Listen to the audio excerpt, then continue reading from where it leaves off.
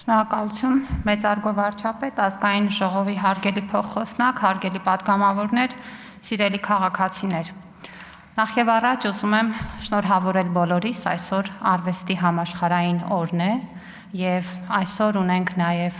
հնարավորություն ներկա գտնվելու Հայաստանի ազգային պատկերասրահի վերաբացմանը, վերանորոգումից եւ ցուցադրության նորացումից հետո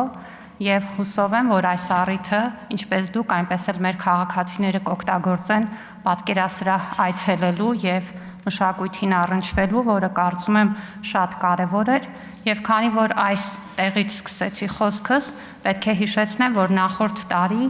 Պատմության թանգարանում բացվել էր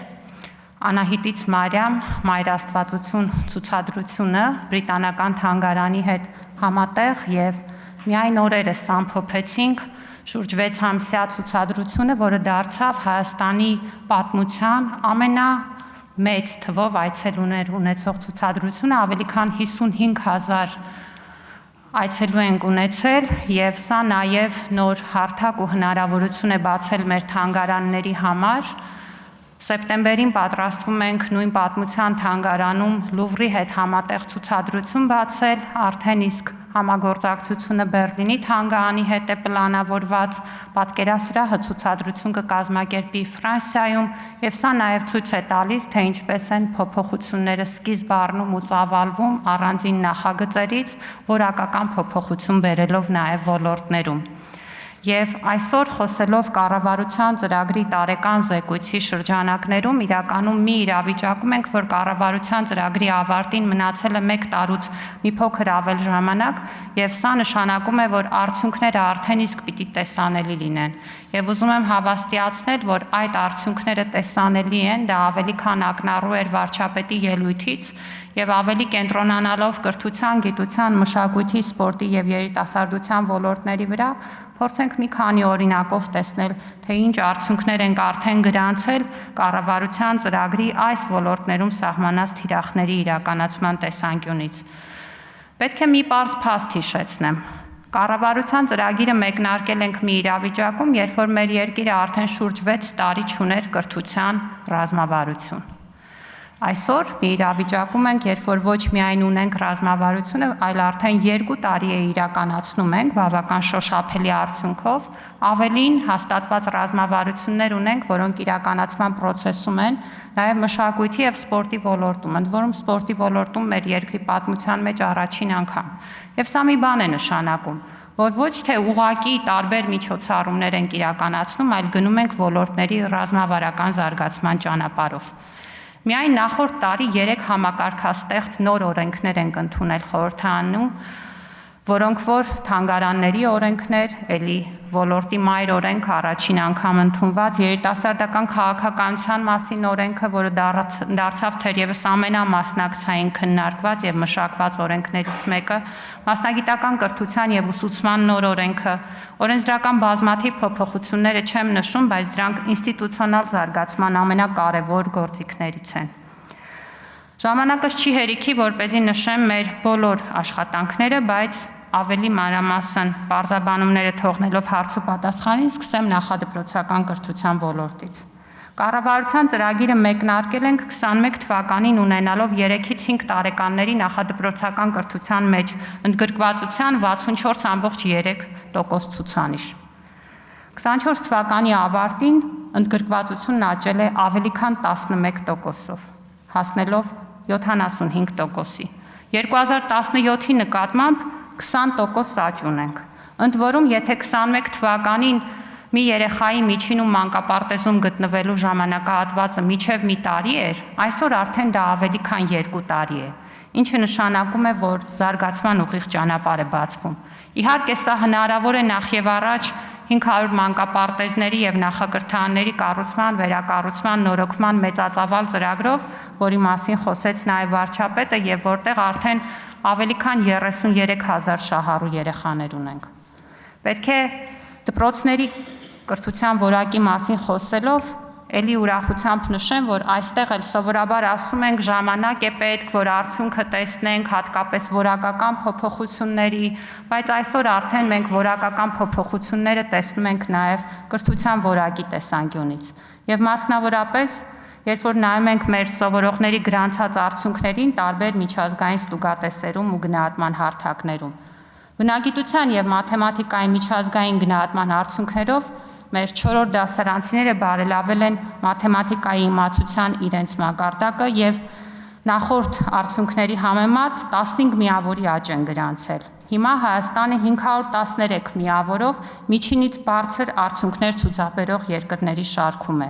Կրճատվել է բնագիտության բնագավառում նվազագույն շեմը չհաղթահարող սովորողների թիվը։ 82%-ը արդեն իսկ նվազագույն շեմը հաղթահարում է, 40%-ը միջին շեմը։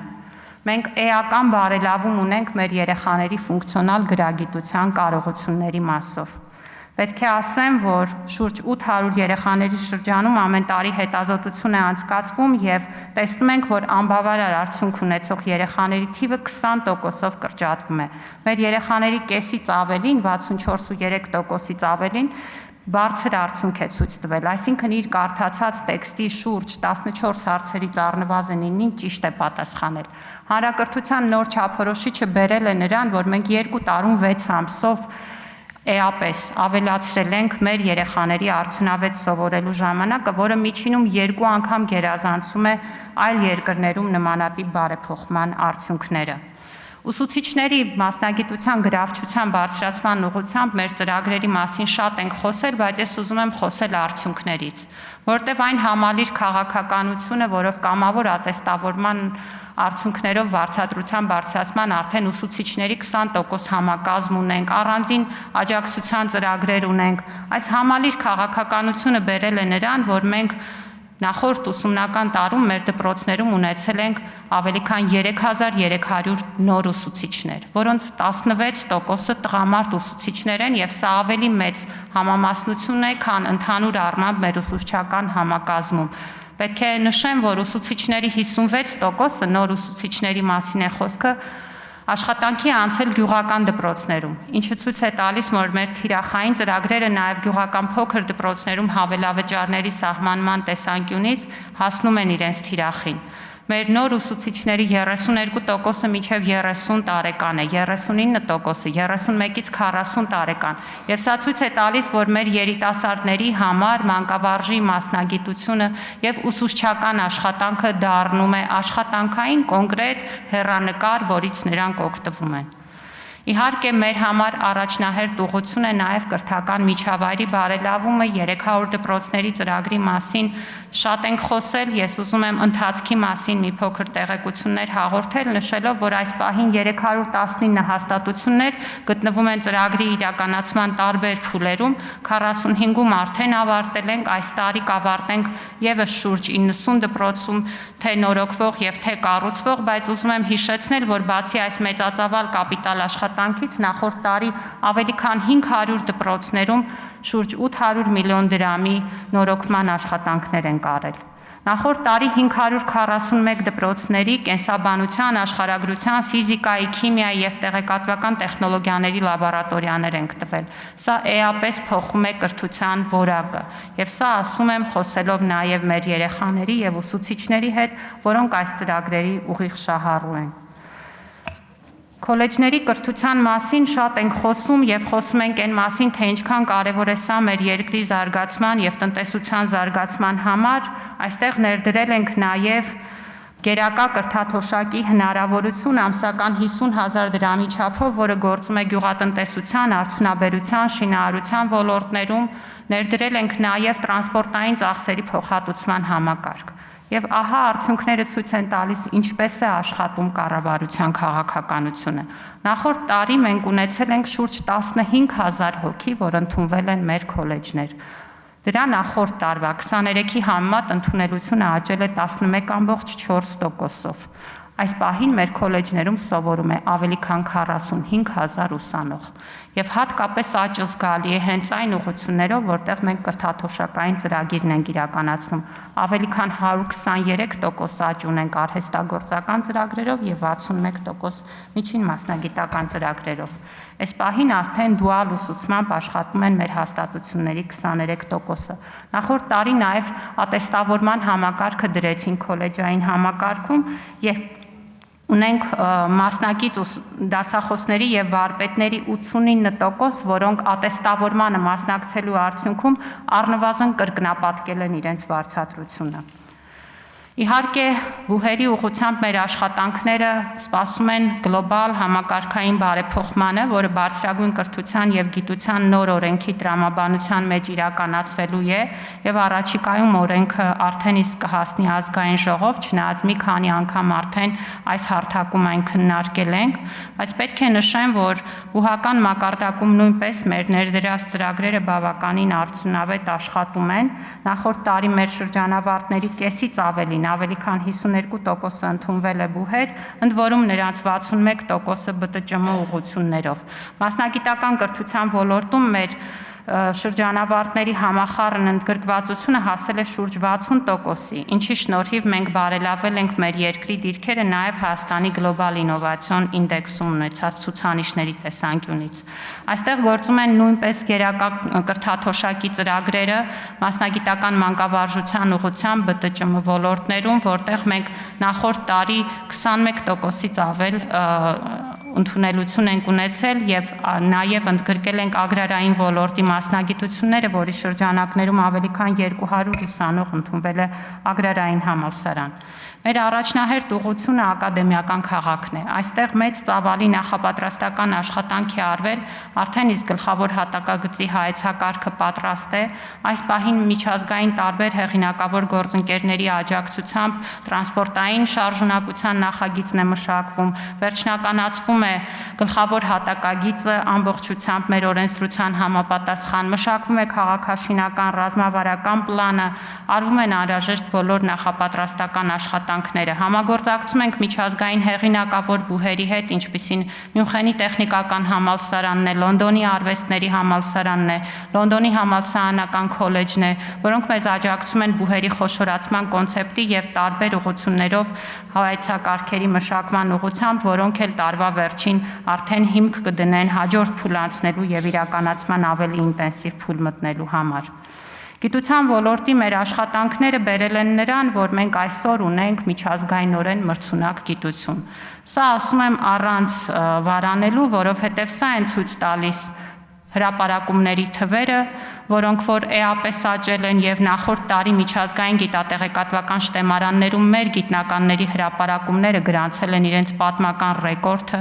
Սա են ցույց տալիս միջազգային գիտական հարթակներում մեր գիտնականների ներկայացրած հայտերի մրցունակության բարձրացման ցուցանիշները։ Հորիզոն Եվրոպա ծրագրում մենք նախորդ տարի կարողացել ենք ներգրավել 7.6 միլիոն եվրո, որը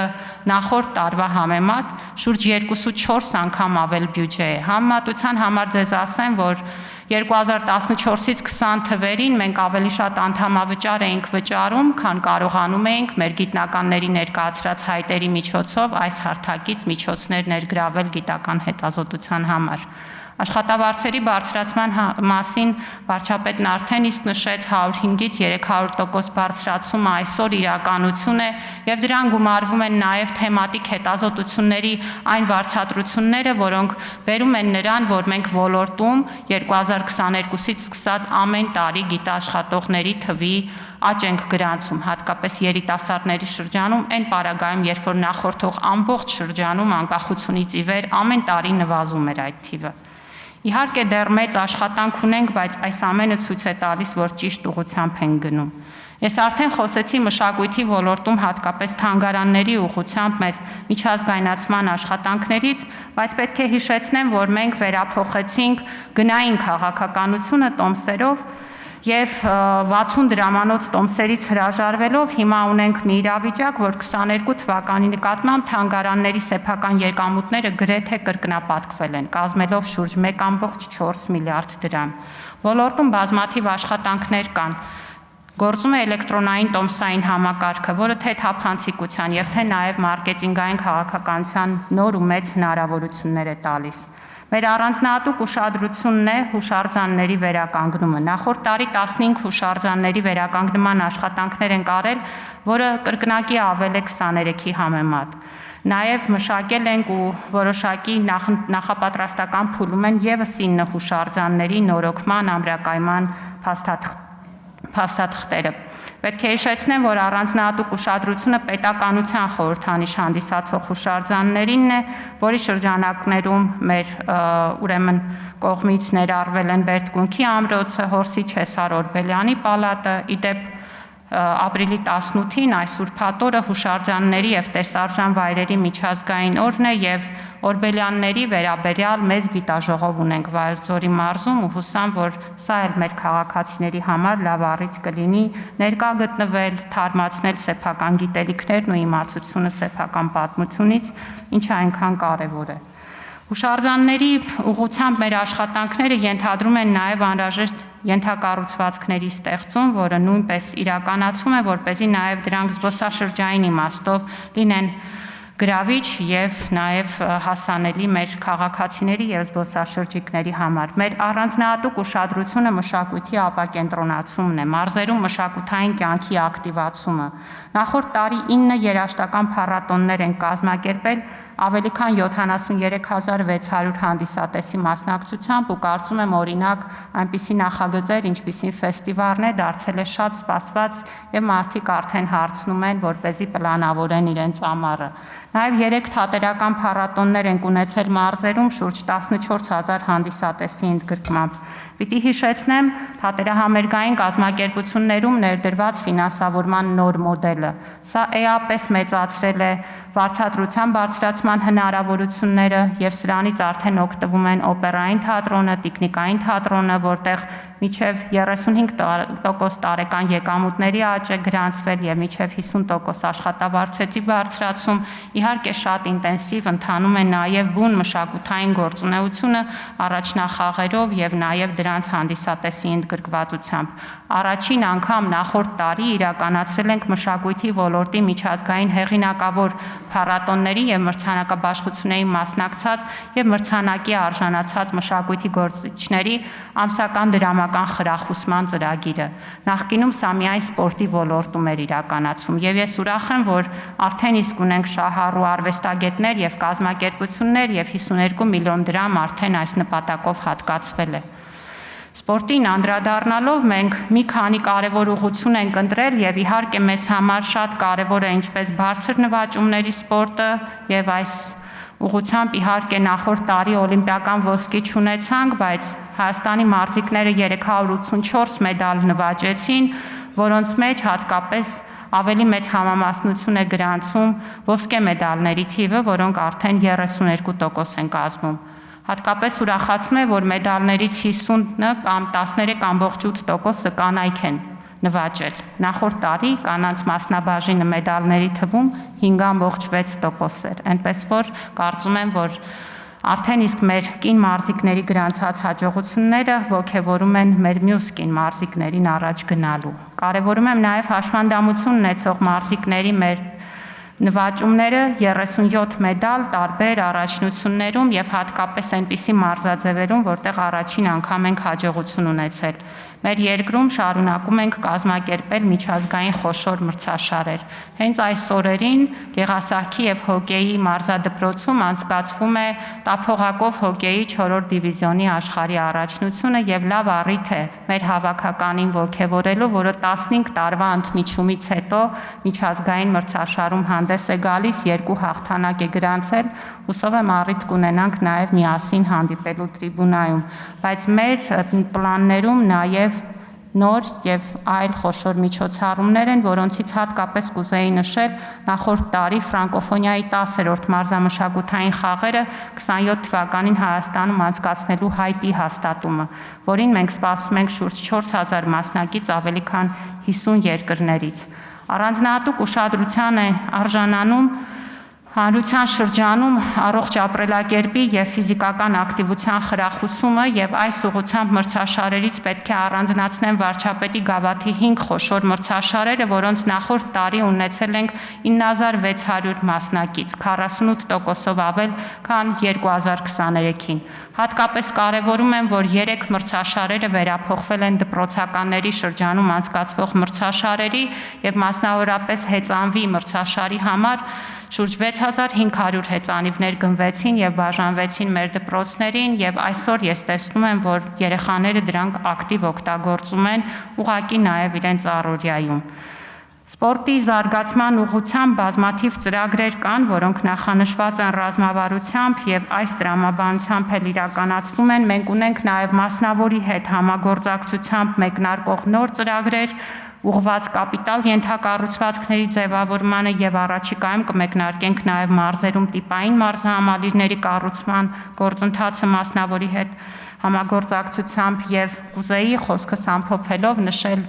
մի նոր ծրագրի մասին, որը մեկնարկեցինք նախորդ տարի եւ որի շահառուների հետ խոսելով տեսնում ես, որ նման ծրագրերը փոխում են մարդու կյանքի որակը, խոսքը մարզերում գործող մասնավորի կողմից շահագործվող լողավազաններում երեխաների լողի պարապմունքների ֆինանսավորումներ, որ նախորդ տարի մեկնարկեցինք եւ այսօր արդեն եթե առիթ ունենաք